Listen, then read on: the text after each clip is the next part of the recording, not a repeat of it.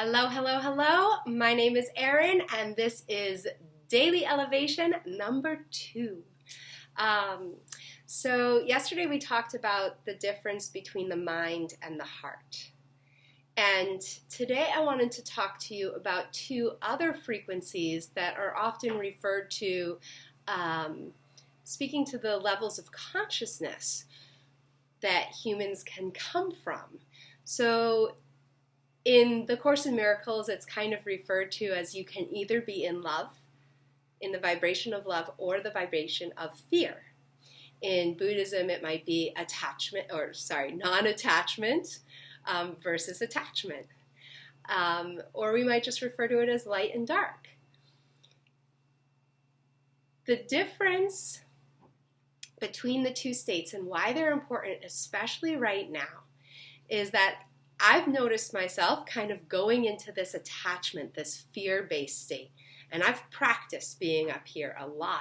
And what I want to tell you about the place of love and the place of non-attachment is that you can be afraid in that place. You can be angry in love. You can be grief-stricken in love. You can be in love in love. So I want to say that these vibrations that I'm speaking of, they are really about another level of consciousness and not just the feelings that we experience as humans. And during this time when we're already it doesn't matter who you are, I don't care what your practice is or what's going on, there is a little ricochet of fear that comes up, as is natural when things that are so fundamental to us are changing. So my invitation and the awareness that I want to bring is this distinction between being fearful in a fear-based, attached place versus being fearful in a love-based place. So in love, you can be scared, and there's kind of that permission to be scared, but permission to act anyways. Permission to be scared, but this kind of bigger sense of faith or support that's there with you, so that you can actually feel what's underneath that fear. Maybe there's some sadness that's there. So in that place of love, emotions move much quicker because we're actually releasing them. We're bringing full awareness, attention, presence to them and releasing them. In that state of love or non-attachment, there's a sense of being. All right? So you can just be with that emotion that's there and let it move through, but not have to go into that place of reactivity. Over in that attachment, fear-based thing, you can also have the full range of emotions. You can be in love in a fear-based or attached way. That might look like lots of, overprotection. That might look more like control. That might look like expectations. So all of that can live in this place too. But in fear, what happens is that we start churning this do, should, have to.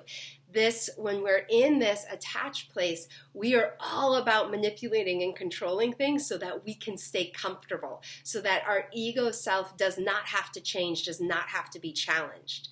This place is filled with this sense of there being a right and a wrong and a good and a bad and like everything's pitted against something else. And you might find yourself in that space where there's frustration at the government, or there's frustration with your partner who is now way too close to you all the time.